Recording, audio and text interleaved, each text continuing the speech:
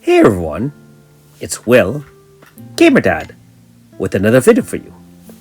So, of course, just in case you don't know, this is an in-game update version 2.11.500, and of course, this one not only includes the banner for AS Lily, it also does include the manifest fight for AS Lokido. Of course, in order to fight that, I do have to spend 5 chance and, some upgrade materials in order to get him. So, not really sure if it's going to be worth it. However, why not? Nothing better to do at this moment. And, of course, hopefully you enjoy the content that I'm creating for you. Now, if you haven't already, make sure you like and subscribe to my channel. I really appreciate it. I also do have a Patreon account for those who want to support me this way. So, of course, being that this is only the first fight and is not the true manifest, I did decide to bring a different type of team just to kind of see the different mechanics of the actual fight and therefore plan the level 10 fight, which is going to be obviously a lot harder. If you have AS Lokido or you've done some of his character quests, you'll know that he does have a hold ground mechanic, which is actually explained in the AS Lokido character quest. And so, I'm expecting that we'll have to deal with the hold ground mechanic in this fight as well.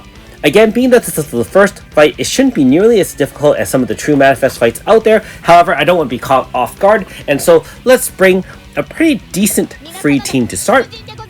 Remember that the AS Lokido is Earth, so it will be vulnerable to Earth as well as its opposite weak element, which is going to be wind. Don't bring water or fire unless you want to overcome its defenses. It'll be resisting those, and of course it does resist lunar elements as well.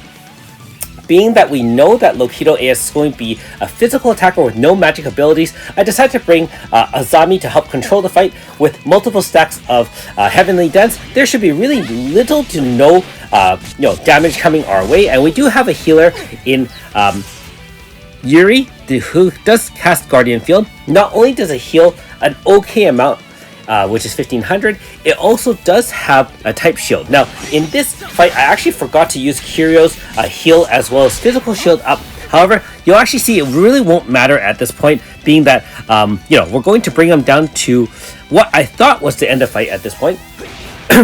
He has that kickback effect, unfortunately, which is a little bit annoying.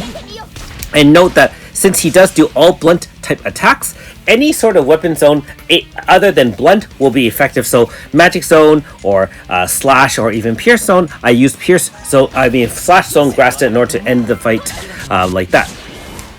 And right away, we now see the first effect of having his hold ground. He recovered all his HP, and for those who fought the manifest fight for Mario, you'll kind of have some nightmares kind of coming back to you. I really didn't enjoy that fight nearly as much, and so right off the bat, we're going to do a large AF. I didn't use an AF off the first turn because I really did want to see what's up. Note that when you do hit the first, HP bar, he comes back, also removes buffs and debuffs on itself as well as I think on you as well. Not sure if it's on me, but for sure on himself. And he also does lead out with a 3-hit combo. So that's going to be quite lethal, especially since he does remove the debuffs on himself, which is the power type debuffs, which we are trying to apply. So watch this. He has an additional hold ground clearly.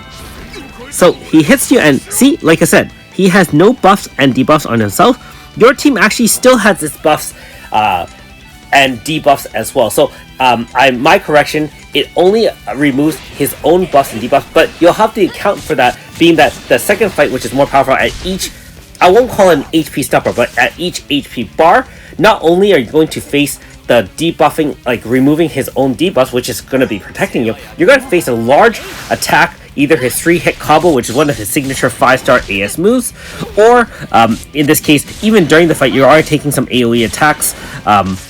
During the fight, it's not so much a problem, which I can foresee. I can foresee the HP bars at the stopper, so to speak, being quite a bit more of a challenge. Of course, like I said, this is the first fight with some mitigation. We really aren't having too much trouble here. And he only does have a total of 3 HP bars. Now, I will say that the second fight, who knows how many HP bars it has. I'm hoping it's only 3, and therefore 2 HP stoppers of sorts. And like I said, gonna have to find a way to overcome that mechanic. I don't think dealing DPS to the enemy is going to be the issue. It's more that mitigating that hit or counter hit when you do have that HP bar drain. And of course, for our efforts, we do get a new manifest weapon, a Bestial Fists. This one, like all regular manifests, do have to be leveled up to level 10.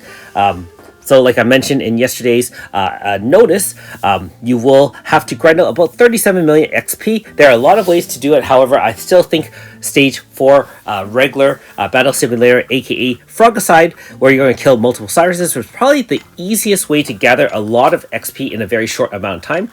I think it's in this couple 100,000 XP in like 40 seconds or so. I mean, even newer players can access that, being that the regular version of the boss rush is not too difficult, and you can just bring a couple of units and clear each wave relatively quickly. Here's my Grasta loadout. Again, not fully optimized. Wasn't expecting too much of a fight, so I just kind of brought in, I really should check my Grasta setup before I do these fights. Thanks for watching. We'll see you next time.